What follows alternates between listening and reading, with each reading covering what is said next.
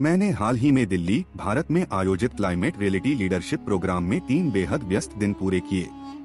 यह कार्यक्रम अमेरिका के पूर्व उपराष्ट्रपति और 2007 में नोबेल शांति पुरस्कार के सह प्राप्तकर्ता अल गोर द्वारा संचालित किया जाता है। यह कार्यक्रम साल में 3 बार अलग अलग देशों में आयोजित किया जाता है और 2015 के अंत तक 10,000 से अधिक क्लाइमेट रियलिटी लीडर्स को प्रशिक्षण दे चुका होगा।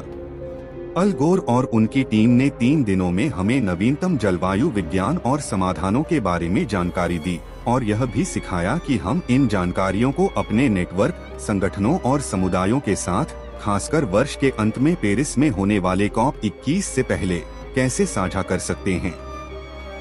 हम इस वर्ष के शेष महीनों में ग्रह और मानवता के भविष्य को तय करेंगे। हम एक चौराहे पर खड़े हैं जहां हमें तय करना है कि एक प्रजाति के रूप में हम किस दिशा में बढ़ना चाहते हैं। परिवर्तन संभव है यदि हम सब उसी तरह जिएं जैसे परिवर्तन की इच्छा रखते हैं। जैसा कि कहा गया है, आखिरी ना के बाद एक हाँ आती है। उस हाँ पर ही दुनिया के भविष्य की नींव टिकी है।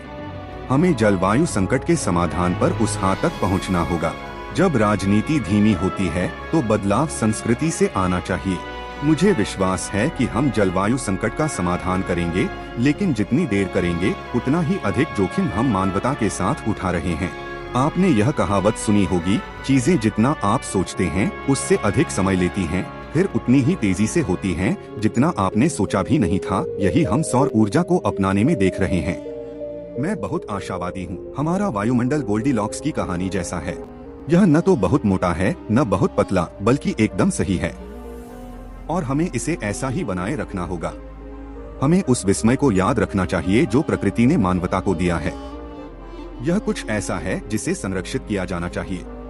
नीले आसमान की क्या कीमत है, या रात में तारों को देखने की? कुछ चीजों की कीमत नहीं लगाई जा सकती।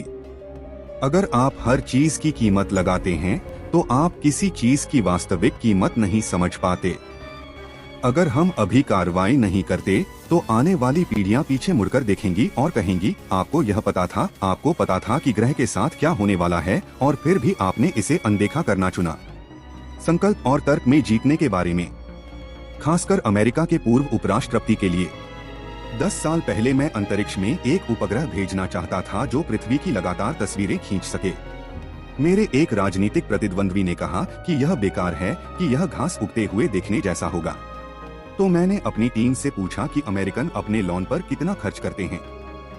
यह $35 बिलियन था। तब मैंने उसे बताया कि अमेरिकन घास उगते हुए देखना पसंद करते हैं। COP21 और रोड टू पेरिस के बारे में जानने के लिए अल गोर का टेड टॉक देखें, जिसने मुझे इस साल की शुरुआत में क्लाइमेट रियलिटी प्रोग्राम के लिए आवेदन करने के लिए प्रेरित किया।